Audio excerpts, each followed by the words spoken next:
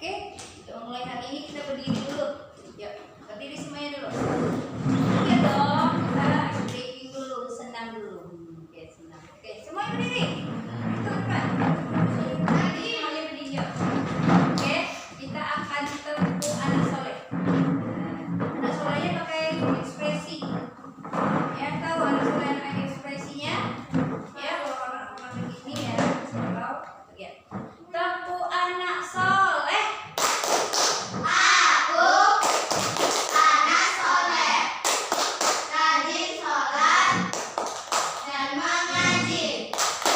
Orang tua dihormati. Cinta Islam sampai mati. La ilaha illallah Muhammadar Rasulullah. Islam yes. Tempuh Islam. Syahadat, Sholat, zakat, puasa, naik haji jika mampu. Tafadhol, silakan.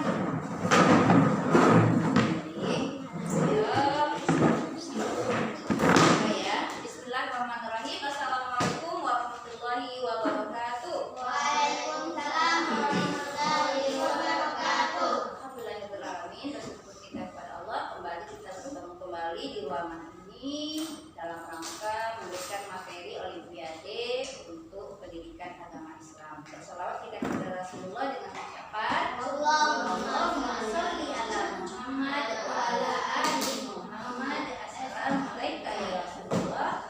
Mudah-mudahan dengan selalu berserah kepadanya telah kita di akhir nanti akan mendapatkan syafaat dari kita. Amin ya Rabbal alamin. Baik. Kita mulai kegiatan kita pagi hari ini dengan bacakan basmalah. Bismillahirrahmanirrahim. Fokus karena ini adalah hal yang sangat penting untuk semangat. Kita akan membahas materi tentang zakat. Ya. Dalam materi ini Bu Anis akan banyak bertanya. Siapa yang tahu apa saja pemahaman antum yang sudah antum miliki tentang zakat? Ya. Jangan anak beratu, kita harus bergerak sekarang. Oke, zakat terbagi dua. Satu, Zakat fitrah satu ya, orang berani ya. Ya, satu zakat fitrah. Dua, dan zakat mal. oke, zakat mal. Setuju? Oke, ada lagi yang tahu apa? Oke, masih antum? Ayo silakan, tidak apa-apa. Nah, yuk. Ukuran zakat itu dua. Oke, untuk zakat fitrah ukurannya itu adalah 2,5 kilo makanan pokok. Ya, beras ya, ukuran zakat fitrah. Jadi kalau seandainya dia 2 orang dalam keluarga itu berapa dia harus memberikan zakat fitrahnya? 5 kilo. Oke, apa lagi? Zakat fitrah harus dibayar di bulan Ramadan. Zakat fitrah harus dibayarkan di bulan Ramadan, betul? Kapan batas akhirnya? Sebelum sholat Idul Fitri. Artinya kalau ada adik kita yang lahir di pagi hari raya, ya kita udah pakai baju cantik semuanya nih, udah bersih mau berangkat, mama kan ambil berat, mungkin nggak pergi, mama tak pergi lah ya di rumah aja karena mama udah menunggu hari-hari kelahiran. Ternyata mau berangkat mama lahiran, ya kan? Belum sholat lagi, ya masih siap papa lahiran. Apakah adik bayi yang sudah lahir itu wajib dibayarkan zakat fitrahnya? Wajib, kayak itu. Tapi kalau ada keluarga kita di bulan Ramadan sudah sampai di akhir begini nih, sekarang udah mau 3 pekan ya, 3 pekan Ramadan. Lalu dia meninggal dan dia belum bayar zakat fitrah. Apakah keluarga kita yang meninggal ini wajib kita bayar zakat fitrahnya? Tidak wajib. Jadi artinya orang yang wajib membayar zakat fitrah itu syaratnya adalah harus hidup di bulan Ramadan sampai akhir bulan Ramadan ini. Jadi kalau dia meninggal, tapi kalau seandainya dia kemarin sudah bayar zakat fitrah, hari ini dia meninggal, apakah keluarganya harus meminta kembali zakat fitrah yang sudah diberikan kepada amil? Tidak. Biarkan aja, nah itu kan sedekah. Ya kan? Ya kan? Berbuat kebaikan nggak apa-apa.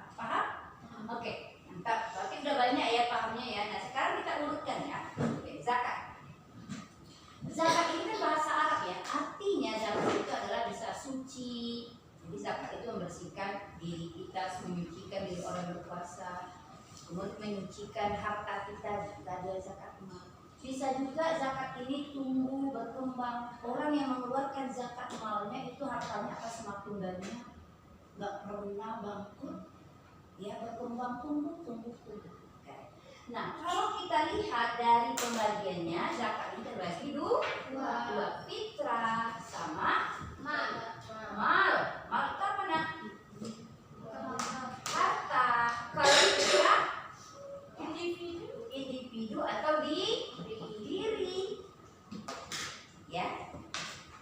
Kedua-dua zakat fitrah maupun zakat mal itu hukumnya wajib apabila sesuai ketentuan syar'i atau syarat atau agama. Ya. Zakat fitrah kita bayarkan dalam bentuk makanan pokok, ya itu di masa Rasulullah. Ya. Namun sekarang fikih berkembang sesuai kebutuhan manusia. Ternyata orang yang tidak mampu itu, orang yang berhak menerima zakat fitrah itu ternyata mereka tidak hanya memerlukan makanan pokok, mereka juga perlu kebutuhan sehari-hari. Makanan pokok seperti beras, jagung, apakah enak dimakan begitu saja nak? Enggak enak, dia perlu lauk, ya kan? Perlu lauk untuk membelinya. Ya, mereka juga perlu di hari yang bergembira itu membeli pakaian hari raya. Oleh sebab itu, sesuai dengan perkembangan fikih melihat ke sana, maka sekarang zakat fitrah itu boleh dibayarkan dalam bentuk uang sesuai dengan jumlah beras yang kita makan. Nah, sekarang zakat fitrah. Kalau kita bayar dengan beras, ya makanan pokok itu berapa ukurannya? 2,5 kilogram. Bila satu keluarga ada 4 orang, ada ayah, ada istri, ada 2 anaknya, berapakah keluarga itu harus membayar zakat fitrah dalam bentuk beras? 10 kilo. Nah, sekarang jika zakat fitrah dibayarkan dalam bentuk uang, bagaimana cara mencarinya? Bayarnya sesuai dengan harga beras. Pintar, sesuai dengan harga beras, ya, sesuai dengan harga beras yang kita makan. Itu berbeda-beda tentunya. Contoh sekarang, antum apa merek beras yang antum makan di mana? Antum, siapa yang tahu beras dia apa? Merek beras yang dia makan, jenis beras yang dia makan di rumah apa? Antum apa? Kulit susu. Apa? Kulit Susu, ya. Apa? Ada yang tahu? Apa? Antum apa nak? Bilang aja lah, jangan ragu-ragu. Itu apa? Beras apa? Nggak ada tahu. Apa itu?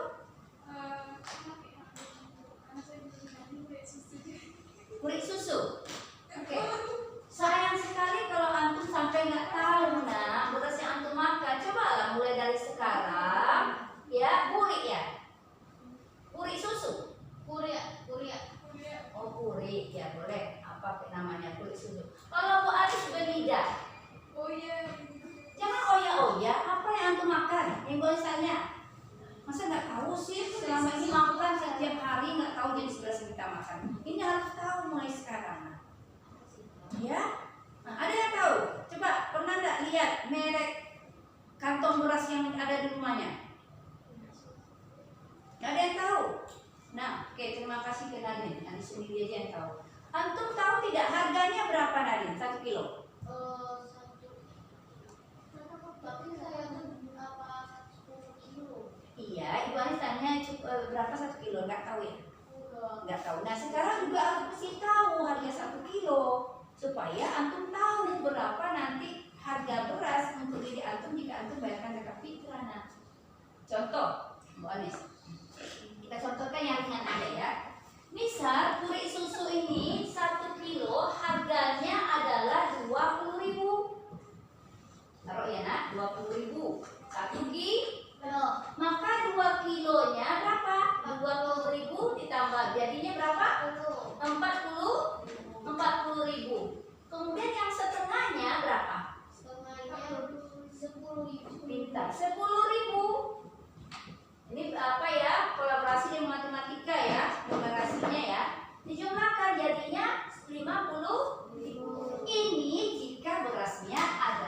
kurit susu yang harganya 20. Tapi jika belida, ini belida nih. Belida harganya 16.000 1 kilo, ya. Contoh 16.000. Sekarang antum cari berapa Bu Anis harus mengeluarkan zakat fitrah Bu Anis? Oke, cari. 40.000. Berapa? 40.000. Benar? Benar?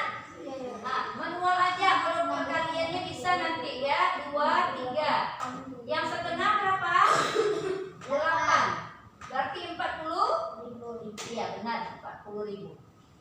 Untuk mencari angka kali-kalinya antum harus tahu tadi kan 16.000. 16.000 dikali 2,5. Apa yang 2,5 Nina? Kilo. Pintar. Itu kali-kalinya. 0 dianggap nanti enggak apa, diapakan jadi 5 kali 6 30 sisip 3. 5 kali 1 ditambah 3 2 kali 6 12 sisip 1 2 kali 1 ditambah 1 3. Ayo jumlahkan. Oke 0 0 4. Yang ini 1 2 3 kan. Mana tadi ini ibu bapak kayaknya nih? Gimana kan? Ada koma. Iya, komanya dari angka koma berapa tadi itu? Artinya berapa? 40.000. 40.000. Nih, ini kalau perkalian dengan Bu Arse atau Bu Rina, ya kan? Kalau Bu Anis, makanya gitu. Nanti setelah dapat 1 orang, misalnya dalam keluarga itu ada 3 orang, antum tinggal mengalihkan 3 orangnya. 40.000 dikali 3. Nah, gitu cara mencarinya. Berapa 40.000 kali 3? 120.000. You understand? Oke. Itu adalah zakat fitrah. Dan zakat fitrah wajib dibayarkan di bulan Ramadan. Batasnya adalah sebelum sholat Idul Fitri. Ya, orang yang meninggal di bulan Ramadan, misalnya paman kita ada yang meninggal dan dia belum bayar zakat fitrah, itu tidak wajib dibayarkan oleh keluarganya karena dia tidak sampai hidup di akhir bulan Ramadan. Nah, betul? Bolehkah zakat fitrah dibayarkan dengan uang? Boleh. Boleh pilih aja 2 cara. Enak boleh dengan beras, boleh dengan uang. Tapi caranya dengan uang harus sesuai dengan harga beras ya. Oke. Coba tengok azam, udah mati dan kita apa dia? Enggak, matikan aja dulu. Nanti dekat lagi kan. Matiin, Bu. Baik, matikan. Oke. Paham ya? Nah, sekarang kita akan masuk kepada ada yang pertanyaan di sini? Ada pertanyaan? Tidak ada. Nah, sekarang kita akan masuk kepada zakat harta. Maaf. Zakat harta Nadine itu wajib hukumnya kepada seorang muslim yang memiliki harta dengan 2 syarat. Yang pertama, harta itu sudah sampai nisab. Sampai apa? Nisab. Jadi zakat mal ada nisab ya. Itu dia. Apa itu nisab Bu? Ya. Di zakat mal itu ada 2 kategorinya. Harta yang sudah sampai nisab.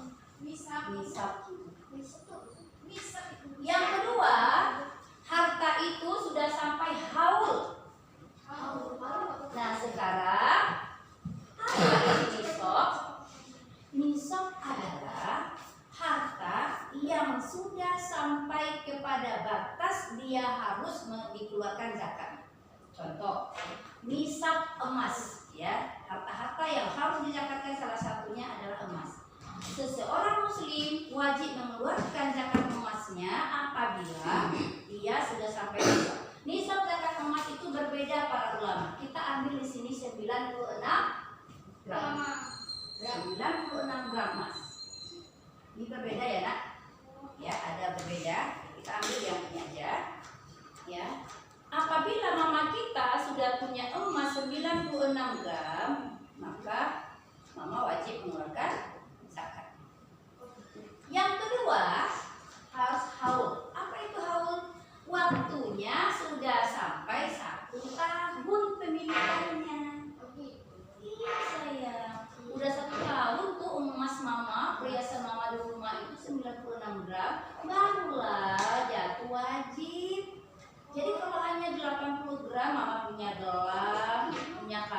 misalnya punya apa?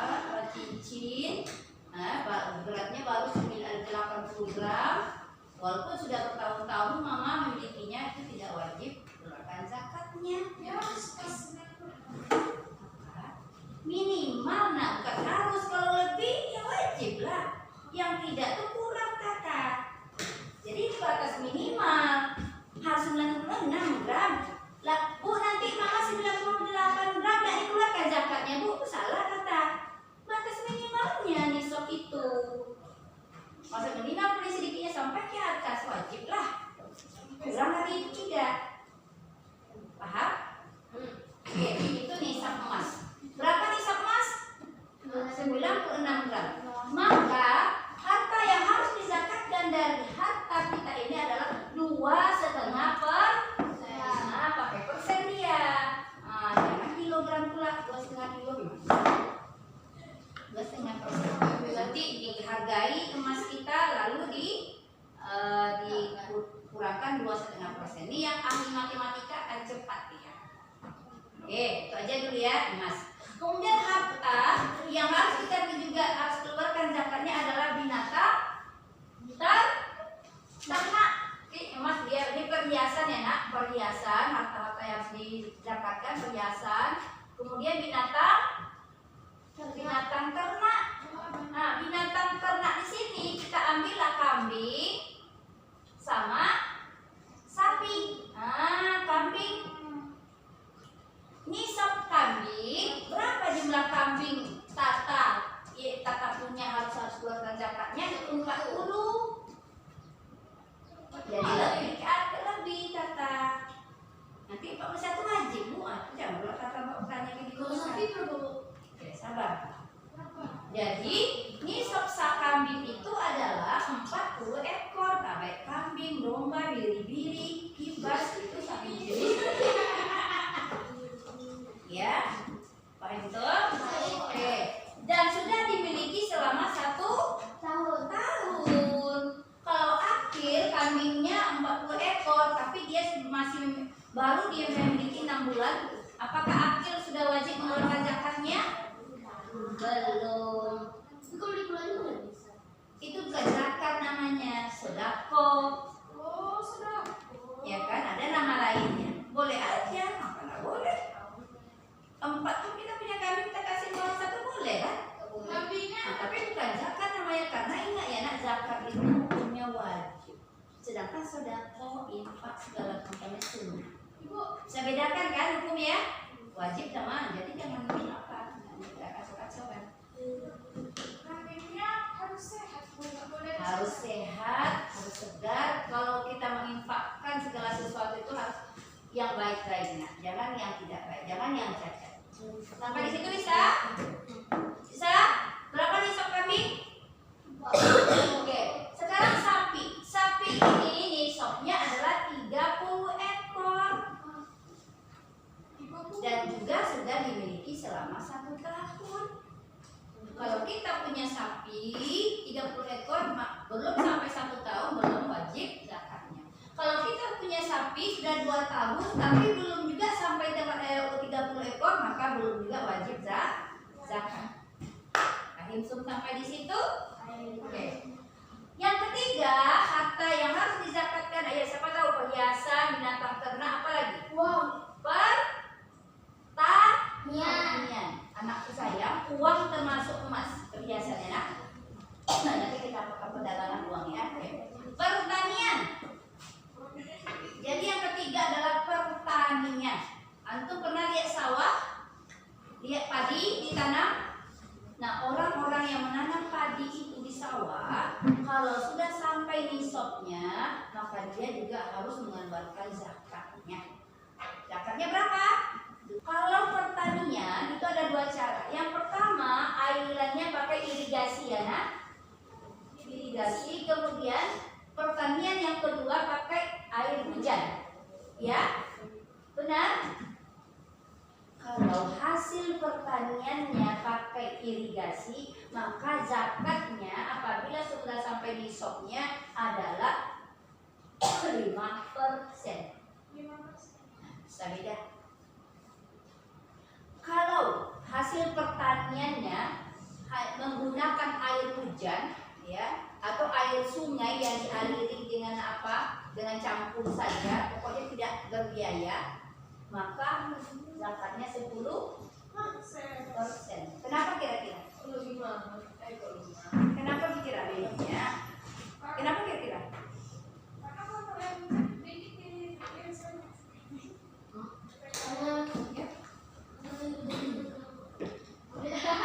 Oke. Kenapa berbeda, Bu? Karena begini, nah, Allah itu Maha Penyayang. Di saat kita mengeluarkan biaya banyak untuk menghasilkan padi tadi, Allah hanya minta sedikit aja. Irigasi memerlukan biaya yang banyak karena membuatnya, benar? Nah, jadi Allah minta sedikit aja. Udah, antum udah banyak mengeluarkan biaya untuk membuat irigasi, mungkin dam, mesin. Aku cuma minta sedikit. Berilah sedikit sama orang-orang yang memerlukannya. Tapi antum tidak menggunakan biaya, yang antum gunakan cuma air hujan yang antum kasih rezeki, kan? Air sungai yang ada di situ antum alirkan pakai campur, nggak ada biaya. Maka Allah minta agak lebih banyak 10%. Paham?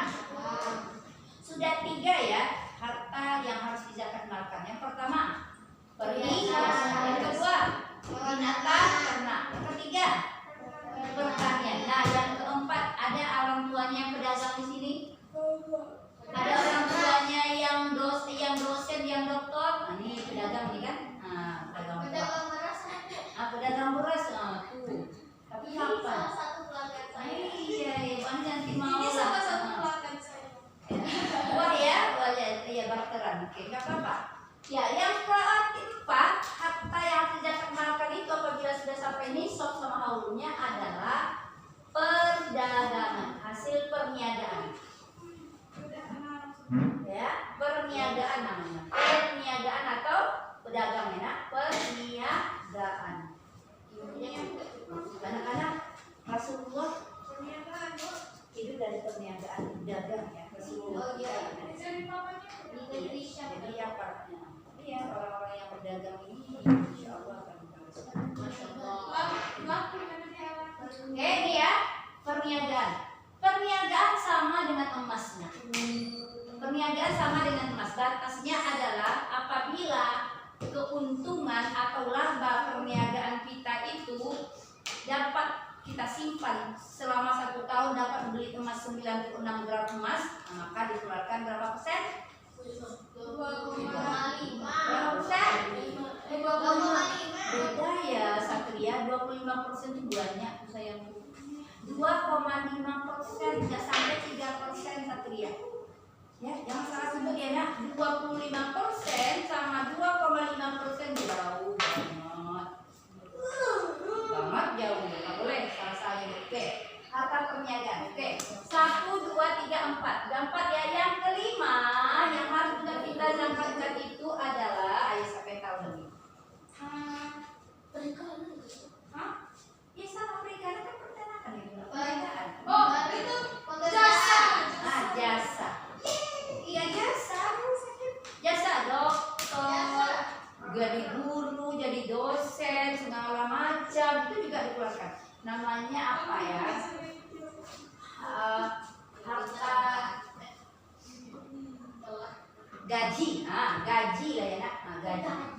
Iya gaji. Jadi sama dengan caranya perniagaan ini. Masa iya sih nak petani yang mencampuri sawah, panas-panas, hujan-hujan, berkeringat-keringat, dia kan hanya mendapatkan beras begitu berapa sak beras harus keluar zakatnya nih. Yang dokter suntik sedikit nih, 200 nih, 500.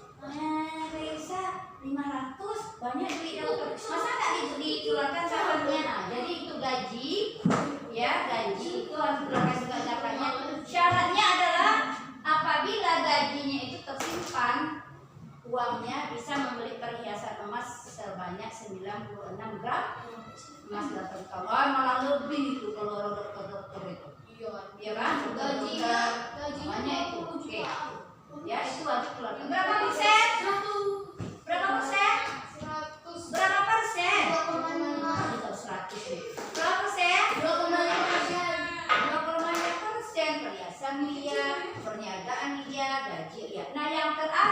harta yang harus didapat itu namanya harta rikas.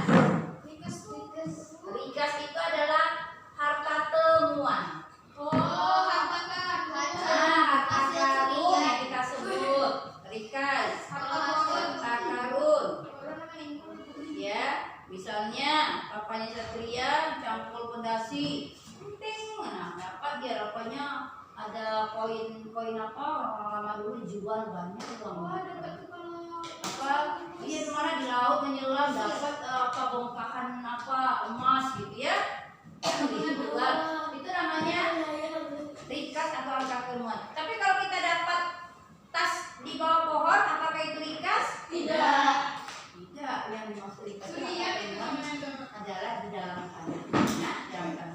Nah ini tidak ada, loh, rikas tidak ada nisabnya, tidak ada haulnya. Di saat ditemukan kapan saja lalu dijual, maka langsung keluarkan zakatnya.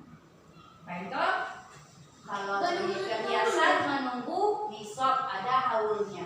Binatang ternak ada nisab, ada haul, ada haulnya. Kalau pertanian ada nisab, haulnya setiap kali panen. Misalnya sawahnya Nadine 2 kali panen dalam 1 tahun 2 kali, keluarkan zakatnya apabila sampai nisabnya. Perniagaan harus ada haul, harus ada nisab, ya. Kemudian gaji ada nisab, ada haul. Rikas tidak ada nisab, tidak ada haul. Ayo Tom. Bukan bebas, kapanpun antum menemukannya. Satria, ini gagal fokus di Satria. Bukan masalah bebas, tidak harus menunggu 1 tahun memilikinya Satria. Tidak harus sampai berapa juta, berapa harta rikas yang Satria dapatkan lalu Satria jual. Di saat itu juga Satria wajib mengeluarkan zakatnya 20%. Berapa persen? 20%. Bukan bebas. Saya mami itu apanya yang bebas? Paham? Ya tidak paham namanya. Oke. Lalu sekarang kepada siapa nak harus kita berikan zakat ini? Kepada orang yang membutuhkan. Jawabannya belum tepat. Siapa yang tahu? Itu Kepada siapa kita harus memberikan zakat ini nak? Belum tepat. Kebalik.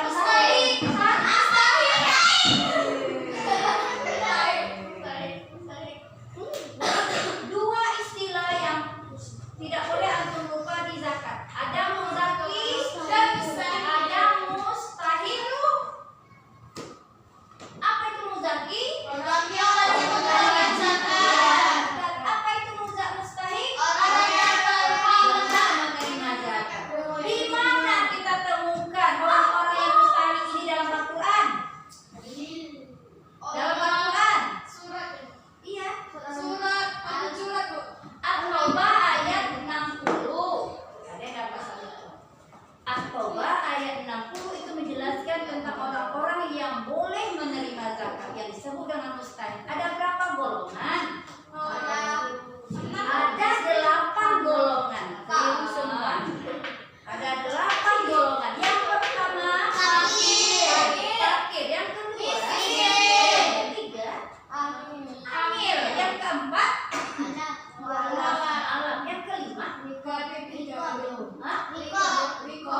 rikop. Yang keenam garim. Yang ketujuh sabilillah. Musabil. 8 ini antum harus tahu artinya. Nyebut tahu, tapi nggak tahu arti, kayak nanti ujian. Oke, orang yang tidak punya pekerjaan, yang sangat susah hidupnya disebut dengan orang yang punya pekerjaan tetapi hanya pas-pasan aja. Orang yang diberikan tugas untuk mengumpulkan zakat. Orang yang baru masuk agama Islam yang lama-lama. Oke, budak atau hamba sayang yang ingin mendekatkan dirinya. Orang yang terlilit hutang dari bentuk kemewahan dunia. Orang yang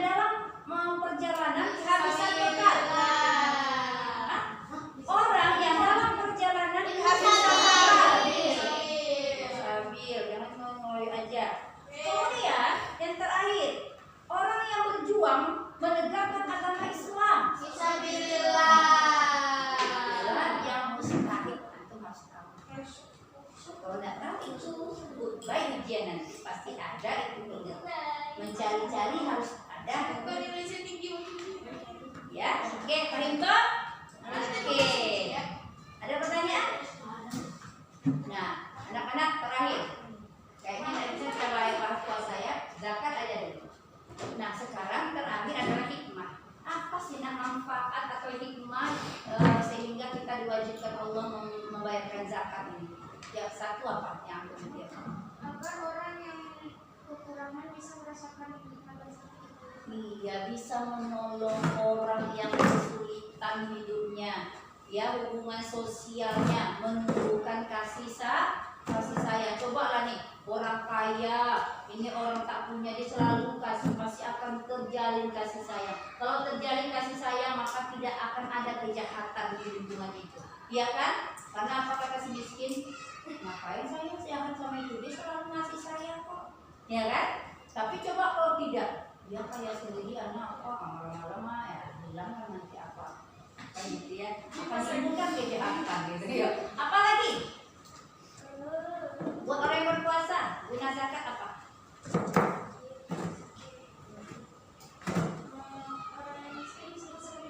Tadi udah tadi. Untuk kebahagiaan sosialnya udah, ya hubungan dengan sosial. Dan untuk diri orang yang berpuasa, membersihkan Mata. membersihkan dia. Membersihkan diri. Membersihkan diri kita. Menghilangkan diri dari Sekarang kita berpuasa loh. Nah, sekarang kita ada yang ngomongin apa yang tidak baik. Terus ada juga yang ngomongin orang gitu ya, ngomongin orang. Padahal kita nggak boleh merusak ibadah puasa kita. Nah, jadi guna berpuasa buat zakat buat kita yang berpuasa itu adalah menyucikan diri kita, menyempurnakan ibadah puasa kita. Semoga kita benar-benar fitrah di hari raya tersebut. Kalau zakat mal itu membersihkan harta kita, jangan-jangan timbangan kita yang kurang. Kalau pedagang kayak buat seburu, jangan-jangan ibu telat masuk kadang-kadang.